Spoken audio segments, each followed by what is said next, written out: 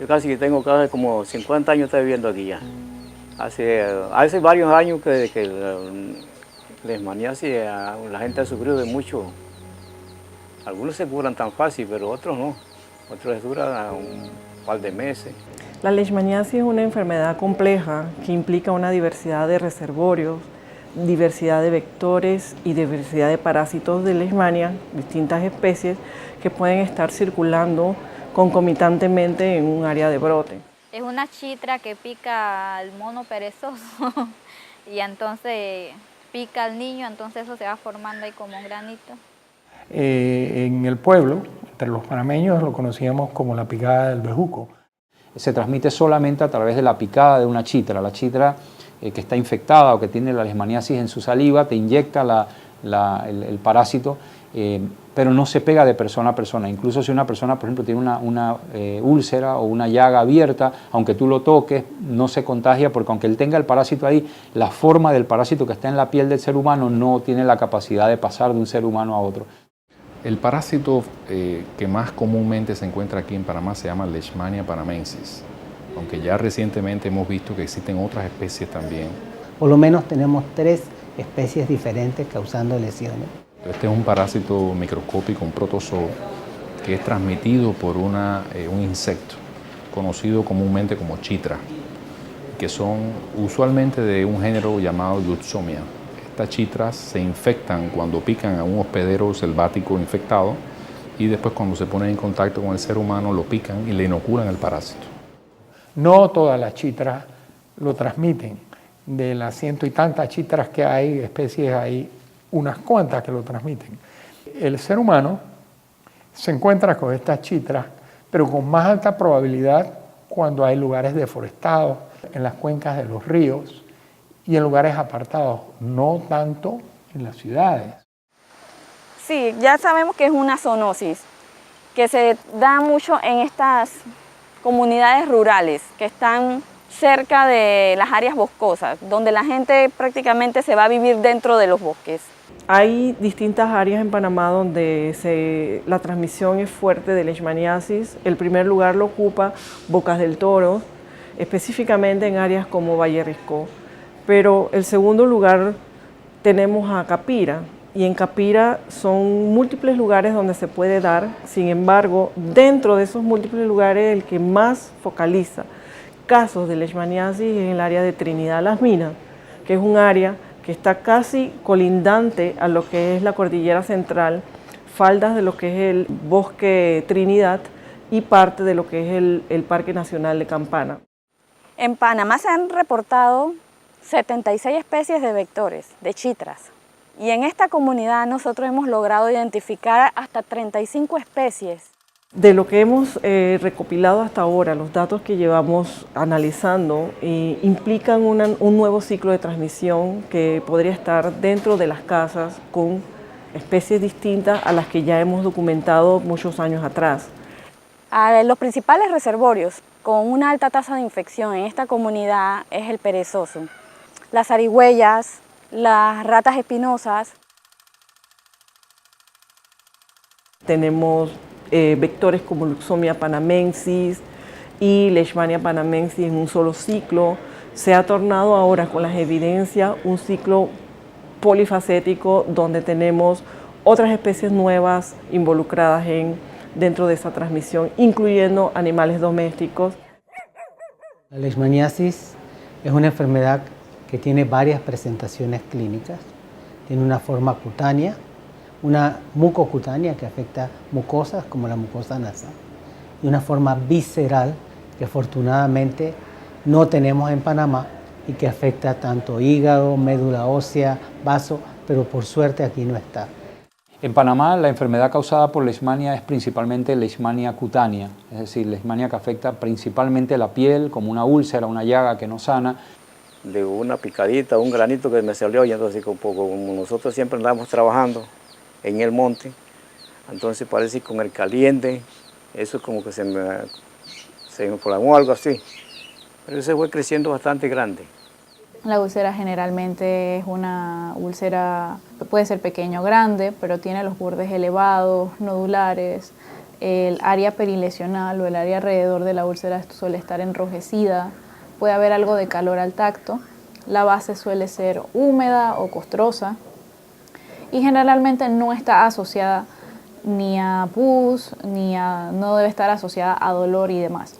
Algunas veces los pacientes, además de la lesión cutánea, meses o años después de haber tenido la leishmania cutánea, puede afectarse también la nariz o el interior de las fosas nasales y la garganta, que es lo que se conoce como leishmania mucocutánea, porque afecta a las mucosas, o sea, la cubierta interna de la boca y la nariz y la piel.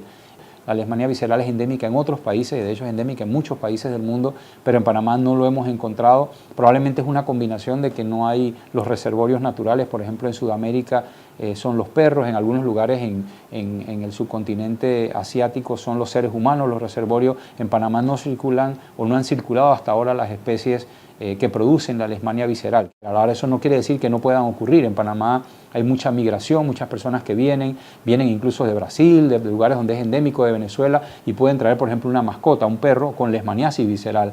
Sí, las manifestaciones de la enfermedad en la piel son conocidas desde hace mucho tiempo. Y claro, esto probablemente se puede ver hasta reflejado en ciertas de las imágenes de barro que dejaron los urinarios en la América, de estas enfermedades que desfiguraban. La investigación sobre leishmaniasis en serio empieza con la venida del Instituto Conmemorativo Gorgas, del llamado Laboratorio Gorgas, donde investigadores del primer mundo empezaron a trabajar en esta enfermedad. Tenemos evidencia filmada en los años 50, en los años 60, de investigaciones de campo, donde vemos los horrores de esta enfermedad en los tiempos aquellos totalmente desatendidos. Yo creo que la contribución que ha hecho el Gorgas históricamente ha sido muy valiosa porque ha completado, digamos así, el conocimiento que se tenía, digamos, de la parte de leishmaniasis más hacia el norte, en Centroamérica, en México, y también la extensa experiencia en Sudamérica que incluye pues, Brasil, Venezuela, Colombia, Perú, Bolivia, donde es endémica esta enfermedad. Investigadores de la línea de parasitología y entomología hemos unado esfuerzos para realizar investigaciones en torno al ciclo de transmisión. Nosotros trabajamos conjuntamente con la clínica de aquí del Instituto Gorgas, de la Clínica de Medicina Tropical. Generalmente el paciente ingresa acá a la clínica y realizamos una historia clínica completa. Una vez que determinamos que el paciente pues, tiene antecedentes epidemiológicos que nos orientan hacia ese diagnóstico, realizamos un examen físico, evaluamos la lesión. Luego del examen físico, lo que se utiliza entonces es que agarramos una espátula, antes de eso aplicamos una anestesia local, una crema con anestesia local para que sea lo menos incómodo posible para el paciente. Se limpia la crema anestésica con solución salina, se seca el área y entonces se procede con la espátula a raspar los bordes de la lesión, porque ahí es donde debemos encontrar mayor actividad parasitaria y ahí es donde podemos encontrar la mayor cantidad de amastigotes. Inicialmente se hacen frotis que se observan al microscopio, pero también se pueden inocular en medios de cultivo y después de varios días determinar si los parásitos están creciendo. Nosotros extraemos el ADN de las muestras que nos llegan y ese ADN es utilizado para hacer análisis de PCR, una prueba entonces extremadamente sensible que nos permite en muchos casos encontrar parásitos que la microscopía no logra ver. Nosotros en Indicasat tenemos varias líneas de investigación con respecto a la leishmania, fundamentalmente buscando nuevas drogas que sean efectivas contra el parásito. Particularmente en mi caso yo estudio qué genes tiene el parásito, cuál es su secuencia y cuál es la relación entre la presencia de estos genes y la patogenia de la enfermedad. Para el 2015 habíamos completado el genoma y caracterizamos aproximadamente unos 8.000 genes. Y desde ese momento en adelante hemos estado trabajando en un poco sacar conocimiento biológico a partir de la secuencia de ese genoma que pueda ser aplicado a la epidemiología del parásito, a los problemas que tenemos, problemas de salud pública bastante grandes con el parásito y la enfermedad. Hemos estado trabajando, por ejemplo, en secuenciar otros aislados del parásito, otras cepas resistentes que hemos creado en el laboratorio para estudiar un poco qué factores genéticos pueden estar influyendo en la resistencia del parásito. Aquí, por ejemplo, vemos un estudio que se ha estado realizando con una cepa de laboratorio en la cual nosotros generamos la resistencia. Así que uno de los proyectos a los que nos hemos propuesto hacer es poder en el futuro desarrollar una vacuna efectiva contra la leishmaniasis. Para eso estamos implementando una estrategia que se conoce como vacunología inversa. Simplemente usamos la información que está en la secuencia del genoma de Leishmania para extraer pequeños segmentos de las proteínas del parásito que puedan levantar una respuesta inmune en los hospederos. Es la respuesta inmune del hospedero que va a determinar la capacidad del individuo de curarse o no. Muchas moléculas han sido descritas que participan en esta respuesta. La producción de esas moléculas va a depender de la especie de Leishmania que infecta. Se ha sugerido que se desarrollen drogas específicas para las especies, porque no todas responden de la misma manera a las drogas que hay actualmente disponibles. Muchas personas tienen ya conocimiento que se han pasado, desde los padres, los abuelos, de que esta enfermedad se da porque a casi todos les ha dado. Tú llegas a una casa y en esa casa si hay 7 personas, a 6 le ha dado leishmaniasis. Bueno, anteriormente sí me ha dado a una niña que tengo ya de 6 años. Le dio a la mayoría de mi familia, que mi papá, mis hermanos, casi la mayoría a todos. Bueno, ahora último a mi bebé. Bueno, la herida le empezó casi como 3 picadas de mosquito así chiquititas. Se le fueron pusiendo como unas ampollas. Bueno, hasta ahora ha quedado solo una sola, que es la mancha que se le ve. Por ahora no han podido darme ningún tratamiento ni nada porque dice que como tenía la hemoglobina baja, hay que esperar para que él me suba la hemoglobina y eso para empezar con el tratamiento que son las inyecciones. Hay que realizar unos exámenes previos a la aplicación del medicamento que tenemos en Panamá, que es el antimoniato de meglumina o el nombre comercial que tiene, que es glucantime, que es inyectable. Y se calcula en base al peso del paciente. Y muchos de ellos buscan medicina alternativa, ya que no cuentan con el recurso económico para ir a los centros de salud. Y algunos utilizan unos parches que dice que les colocan una señora que tiene como una pomada, que coloca dentro del parche, se lo pone sobre la herida de la persona, se la deja varios días y ellos dicen que se curan. Casi al Gorga no van, ellos más van a lo menos aquí al centro del cacao. Entonces, hay algunos que usan química acá del monte, algo por ahí, unas pastitas, lo menos ellos mismos hacen con algunas plantas por ahí. Dicen algunos que se han curado así y son efectivos, no lo puedo decir porque no lo he hecho. Mi niño tiene 2 años y él empezó con un pequeño granito ahí. De ahí vine, lo llevé al centro porque como ya no iba creciendo un poquito, el doctor me dijo que me iba a mandar unas pastas para que le poniera ahí y nada. De ahí de nuevo lo llevé y me mandó un jarabe, pues dice que era para la infección y eso, y tampoco. Ahí nuevo lo llevé y me dijo que le iba a mandar a inyecciones. Como él es un niño, me da miedo las inyecciones que comienzan con inquietudes así. Lo estoy curando con una hierba de acá del campo. Y nada, ¿ven? La alternativa es de ir para que le pongan las inyecciones. Hemos estado investigando nuevos tratamientos contra la leishmaniasis, específicamente un tratamiento tópico en una crema cuya patente fue ideada por las Fuerzas Armadas de los Estados Unidos, pero ha sido probado en Panamá y también en Perú. Ya finalmente hemos logrado concluir los estudios con esta crema que se llama paramomicina y demostrar que es eficaz en leishmaniasis no complicada, cura más o menos el 80% de los pacientes.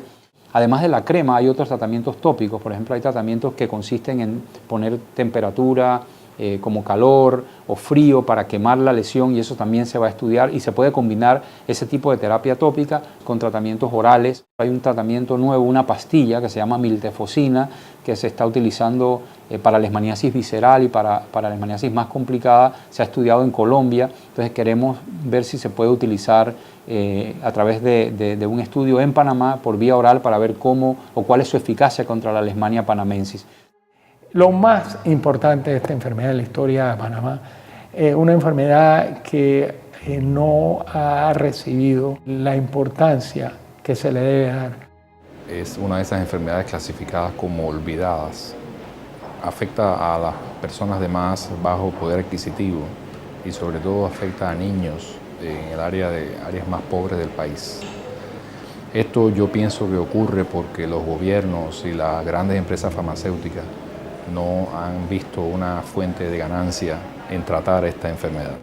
Porque son algunos miles de casos pero verdaderamente producen mucho dolor y dejan secuelas de muchos años. Nuestro instituto posee la masa crítica de investigadores que pueden llegar a una solución a largo plazo al problema. Ir entendiendo mejor por qué esta cosa ocurre, cómo el medio ambiente se altera para que esto ocurra, todo eso que cae dentro de la investigación contribuirá a que esto mejore.